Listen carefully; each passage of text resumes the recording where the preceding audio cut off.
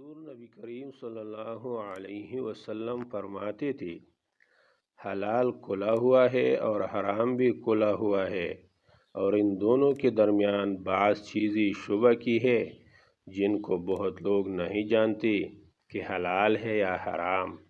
پھر جو کوئی شبہ کی چیزوں سے بھی بچ گیا اس نے اپنی دین اور عزت کو بچا لیا، اور جو کوئی ان شبہ کی چیزوں میں پڑ گیا اس کی مثال اس چرواہی کی ہے جو شاہی محفوظ چراگاہ کے آس پاس اپنے جانوروں کو چرائے۔ وہ قریب ہے کہ کبھی اس چراگاہ کے اندر گھس جائے اور شاہی مجرم قرار پائے۔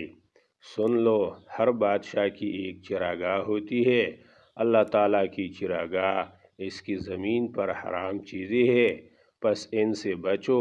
اور سن لو، بدن میں ایک گوشت کا ٹکڑا ہے، جب وہ درست ہوگا سارا بدن درست ہوگا، اور جہاں بگڑا سارا بدن بگڑ گیا۔ سن لو، وہ ٹکڑا آدمی کا دل ہے۔